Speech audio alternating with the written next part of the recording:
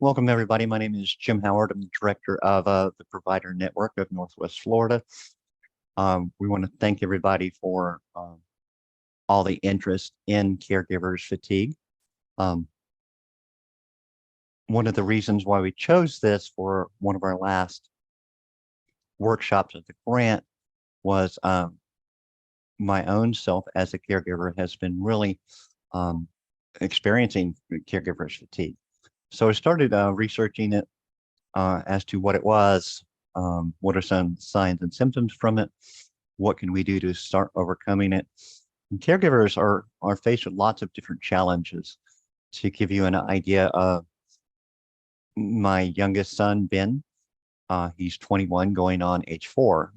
He has pretty severe autism and his communication styles are pretty low. So I care, I work with Ben on the weekends to give mom a break, to give her a chance to breathe. But because of Ben's anxiety, we're pretty much stuck at home. We don't get out much. We certainly don't go to Walmart and end up spending several $100s. And that's always been a challenge. Recently, I've been given the task of trying to caregive for my 91-year-old mother, who recently we discovered she's at legally blind, or twice the amount of legal blindness, as well as some showing signs and symptoms of probably stage 3 Alzheimer's at this point. With that, I've been a social worker and a case manager in the field for over 30 years. 15 years of that has been working with individuals with intellectual disabilities and managing a small caseload with them. So when we talk about caregivers fatigue, I was definitely been experiencing that. Not to mention, I'm really sensitive to light. So when we get into the winter months and there's not as much sunlight out there, I really, really feel it. So the caregivers fatigue workshop came out of that. What can we do as caregivers to help recharge and help continuing moving forward? Of course, caregivers are in different situations, whether you're doing it professionally or you're a sandwich generation where you're trying to raise your children as well as care for your elderly adults. But there were certain things that we could do with that. And what we hope to do with this workshop was to offer lots of different choices. Sorry, it's cold in Northwest Florida today. And our pollen snows have certainly continued on.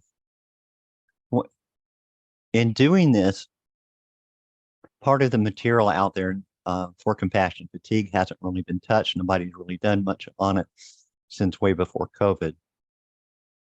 I know with our own caregivers, our professional caregivers working in the homes, we've lost a lot of them.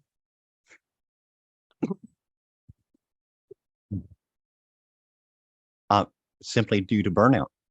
A lot of people, because of staff shortages, are working overtime and really trying to find ways of finding a balance. So the workshop is just that, it's trying to find a balance. But it reminded me of a time when I was in high school, and I started noticing that every Thursday, something negative would happen in my life. And so I started reprogramming my brain to realize that Thursdays were just going to be a bad day. No matter what happens, Thursdays we're just not going to get it. And then no matter what happened on Thursdays,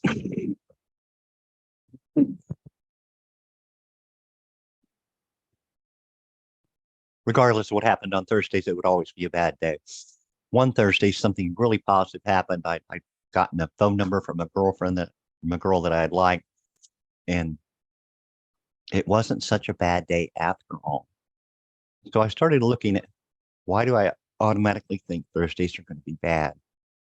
It's because I had programmed my brain to focus on the negative that was going on around me rather than finding the gratitude of things that weren't. So I started working on reprogramming my brain and how I thought about things. Is the glass half empty? Is it half full? And so I started focusing on what, instead of what went wrong with Thursdays, but what went right. How can I find gratitude, even if it's just small things, with that? So with that, we came up with the Caregivers 7-Day Survival Guide, or the challenge. And we hope to be able to offer something from this for everyone. So the first day, it's looking at changing your routine. How can we start the day just taking 10 minutes just for ourselves? Is it turning around and trying to feed our bodies, eat a healthy breakfast, work on meditations? So a lot of the suggestions in the guide has to do with that. How can we reprogram our body? Because we don't take care of our bodies, our brains aren't going to be very cooperative. Some of the 10-minute meditations include mindful breathing, focusing on your breath, observing without judgment, slowly scanning your body, finding out what's going on there.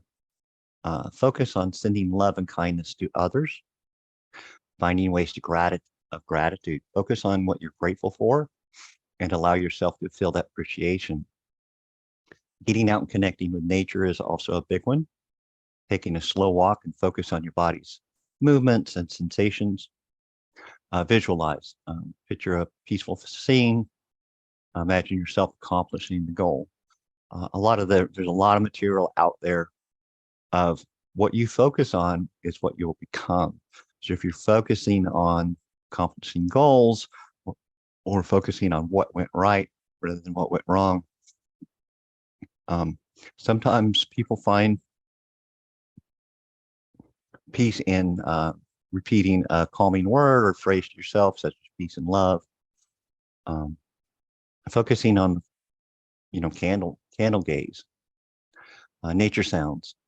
Sometimes we get so busy with always noise going on. With myself, I've always got a TV on. So I've started working on getting outside on the front porch and really listening to the trees and listening to the wind, trying to reconnect with nature and finding ways to discharge the negative stuff, if you will, and finding the sunshine. Day 2, it talks about taking a 30-minute walk outside, practicing deep breathing, and of course, some suggestion with that is choose a scenic route, something that you enjoy, like a park or a nature trail. Wear comfortable shoes or clothing that allows you to move freely. Take deep breaths in through your nose, out through your mouth. Focus on breathing and trying to clear your mind of any distractions. Taking breaks if you need to, but doing something different outside of the routine. A lot of the signs and symptoms for compassion fatigue resemble depression. And a lot of times people go to the doctor and going, well, I'm either eating so much or I'm not eating at all. I'm not hungry. I don't find pleasure in doing different things. It's a way of reconnecting with nature and reconnecting with yourself. When I worked as a screener for a mental health facility, a lot of times the suggestions would be just taking a break, getting outside in the sunshine, trying to breathe. And I've noticed with Ben has some pretty significant anxiety attacks. Well, if I'm stressed out and I walk in and, show that stress to Ben, it makes things worse. He can be in the middle of the anxiety attack, and I have to literally take just a minute or two to calm myself down to be able to walk in and to deal with that a lot better. Work through a self-care worksheet and self-help workbook. There are a lot of different self-care worksheets out there, as well as self-help workbooks. We've been working on some ourselves.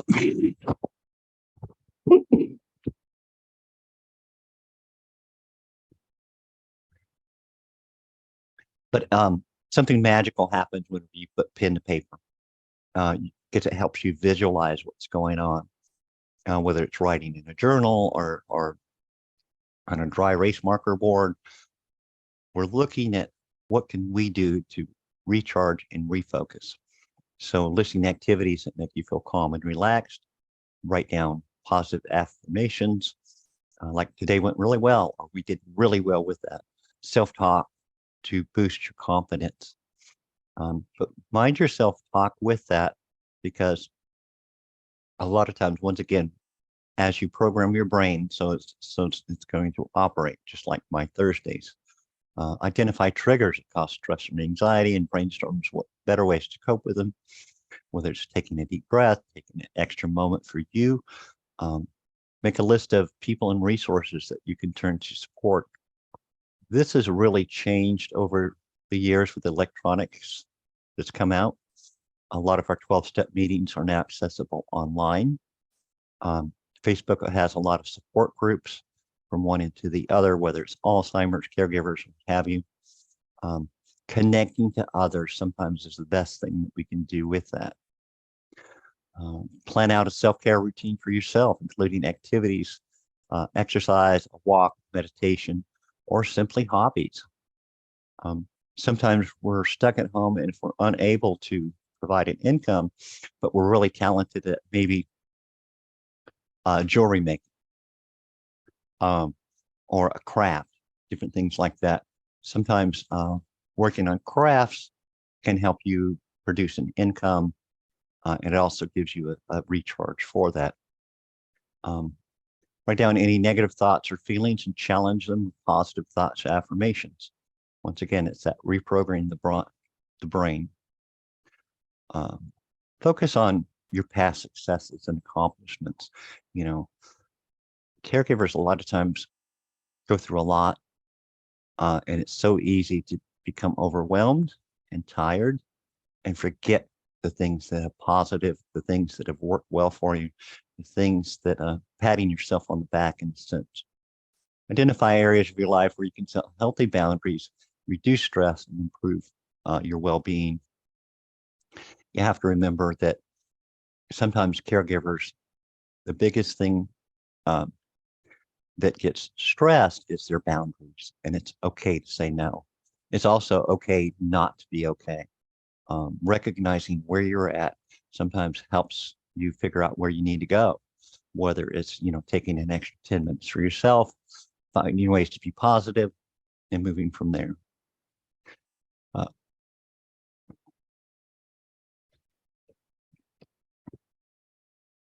Day 3 talks about practicing yoga or simple stretching, finding gratitude in a gratitude journal. One of the big things for the 12-step groups is to write a gratitude journal. And sometimes the gratitude can mean focusing on your resources, focusing what you have at hand, and focusing on, what are your resources in that direction and how you can move forward. Start with the basics, thankful for your health or the health of loved ones. Appreciate the fact that you have a roof over your head. And sometimes that might be a tent or a shelter, that there's food on your table. Consider the people in your life who bring you joy and support. And sometimes it's okay to ask for extra support. Grateful for the opportunities and experiences that brought you to today. Reflect on the beauty of the natural world around you. Express gratitude for lessons that you've learned and challenges that you've overcome. Now, we didn't get here overnight. We're not going to fix this overnight. I think one of the biggest challenges to caregiving with my mother is remembering that it's not really her fault. There are days that she doesn't recognize me as her son. She just recognizes me as the guy that comes and cuts grass, but that's okay. At least I'm able to check on her and, help her in different ways. Can be thankful for the moments of peace and relaxation in your life. And sometimes this one's a hard one because many times caregivers will spend all day caregiving. They're working with others. They're giving out everything that they possibly can. And by the time they do get a break, Sometimes we self-medicate, and self-medicating can mean through Facebook Reels, it can mean self-medicating through TV, but it really doesn't do much to refresh our spirit. Finding ways to just take a deep breath and, refill that empty cup. Finding gratitude in small things that make each day a little better, and expressing gratitude for the moments of laughter and joy that bring happiness in your life. Focusing on the sunshine, focusing on the positive.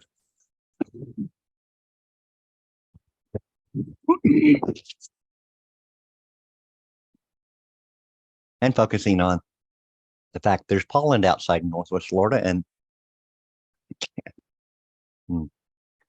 finding ways to cook nutritious meals, enjoy friend or family member.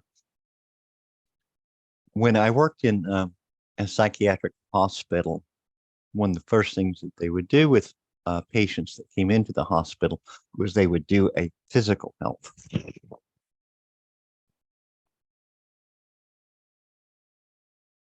Because you have to remember, our physical health affects our mental health. So anything that you can do to physically that's good for your body, rather than zoning out on candy bars and Reese's cups, can certainly help. There's something that's be said about relaxing bath before bed, shower. A lot of times caregivers just, they just can't. Sometimes it's easier not to than it is to. But there's something real magical about taking a hot shower to refresh yourself, taking that, 10 minutes to get away by yourself.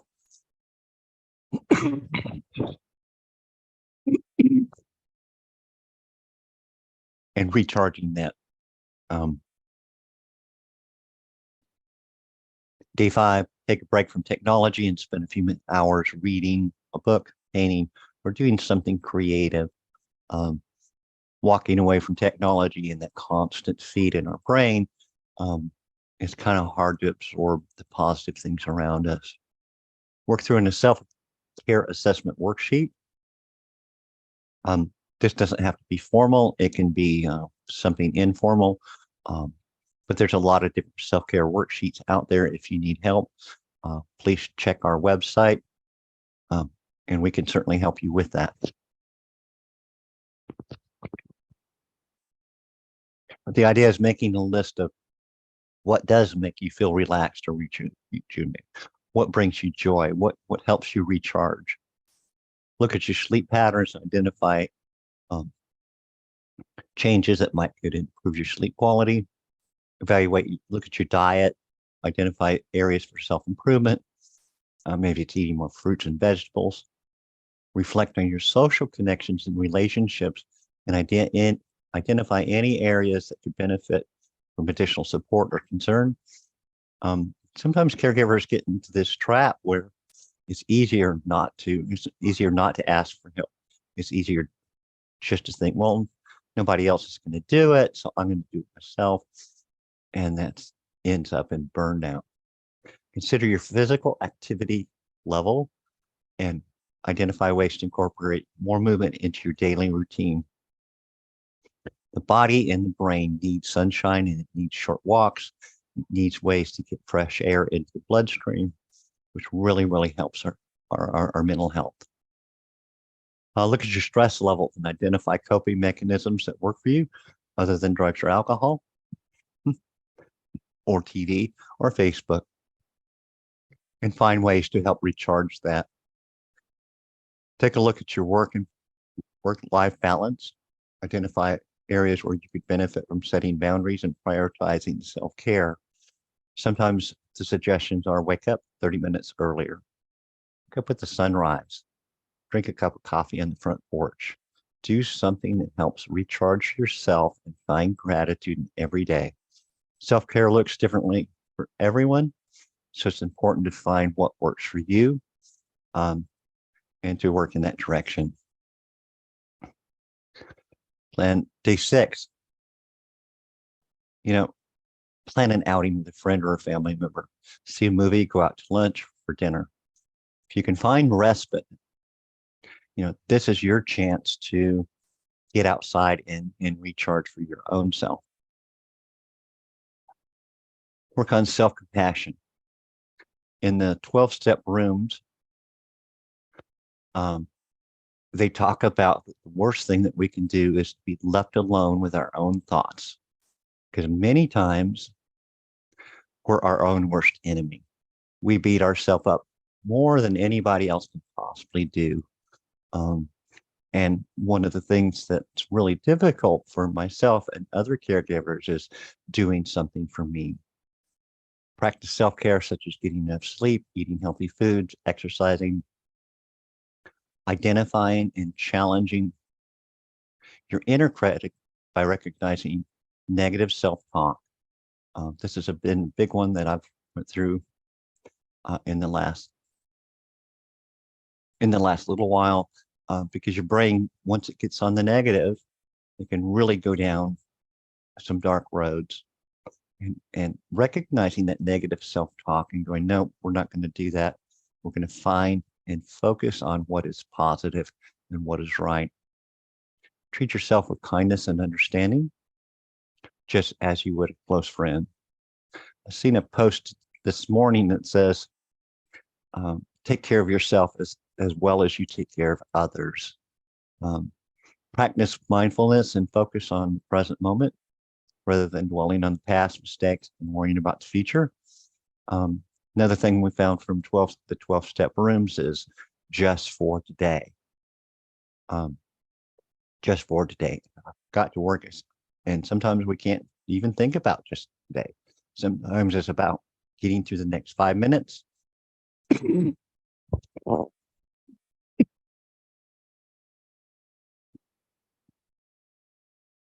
Accept that making mistakes is a natural part of the whole learning process, and be forgiving of yourself when things don't go well. So it's really about working on yourself, by myself and for myself. Day 7, spend 30 days in nature again, 30 minutes in nature, go for a walk, visit a park, a garden, have a picnic, play outdoors, connecting with nature again, that fresh air and sunshine. If you take a living house plant and you put it inside a closet in a dark room, it's going to die. And that's kind of what happens to our body and our spirit. We have to find ways of recharging with sunshine, with fresh air, with good things for us on whatever level we possibly can do. Write in a self-care journal. Once again, there's something magical that happens when we put pen to paper.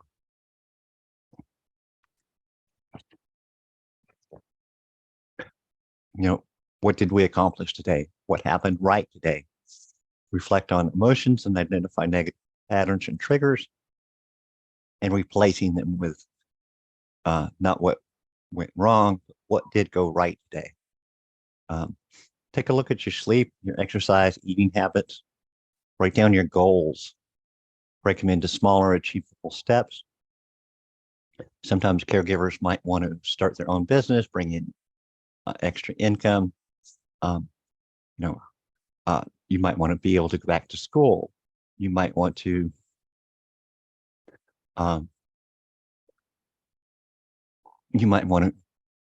improve yourself by learning courses, and a lot of those things. If you're trapped at home in a caregiving position, sometimes connecting through the internet to those resources really help.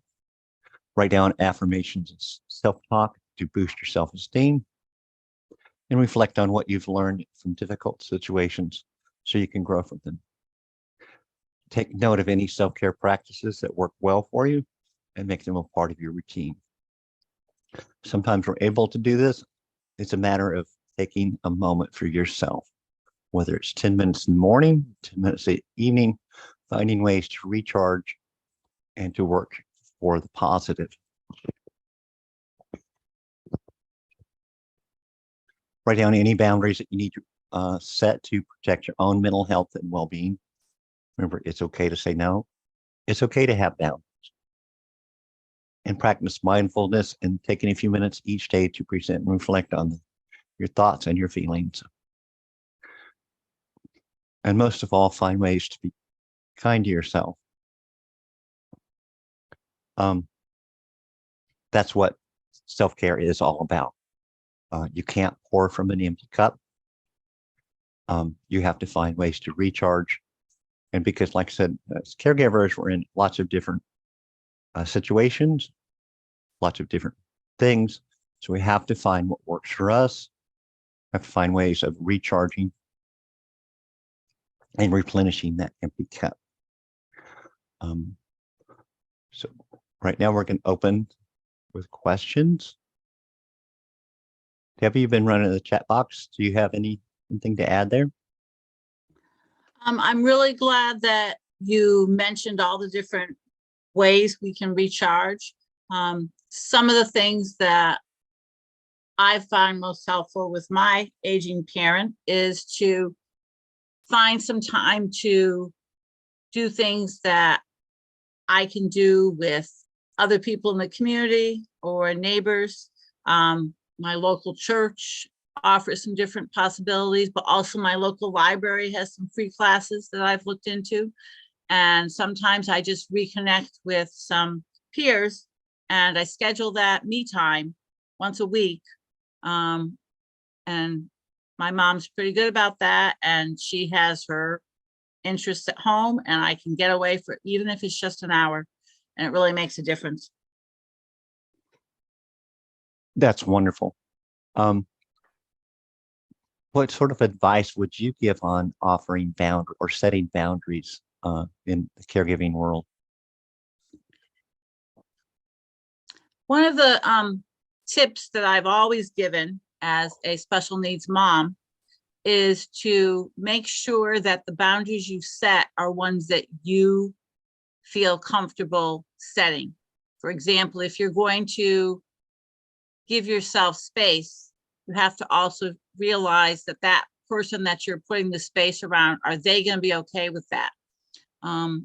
If you have individuals who are not aware of social space and they get into your space, sometimes you have to either give them a physical example.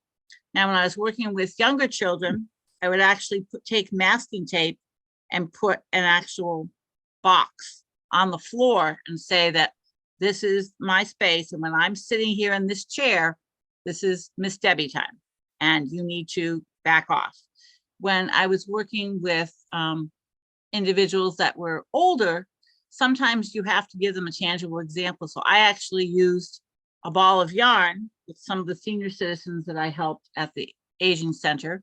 And we actually took the ball of yarn and rolled, a few balls of yarn between us and said, okay, that's door space over there. You can work. And if you have any questions, I'm right here, but this is my space. So sometimes you have to give a tangible, visible example of what you're talking about boundaries. Good ideas. Wonderful. Okay. Well, we're at 10:30. And do we have any other questions or comments? So this has been recorded. It'll be available on our website probably by Monday. We're trying to put together more resources, free giveaways, different things along those lines for caregivers. And we'll be sending all of that out to all of those who register. So I want to thank everybody for joining us today. Please remember that we have additional resources through the website on bymysidetoday.com. You can find it on Facebook under the Providers Network of Northwest Florida, or we also have a Facebook page for By My Side Today. So one last chance for questions. Jim, the last thing that I want to say before we wrap up is thank you so much for everybody for supporting our efforts during this grant period. We've really enjoyed getting to know you. And if you'd like to stay connected with us, make sure that you sign up for our newsletters, because after the grant ends, we're going to still continue to give caregiver resources through a quarterly newsletter. And that'll be free to anybody who signs up on our By My Side Today website. Gotcha. Yeah, we've over the past year, we've also included other workshops for training for the paid providers that are out there on writing notes, connecting with others, some national organizations out there for paid providers. And we want to thank everybody. Thank you for what you all do. We certainly couldn't do this without you.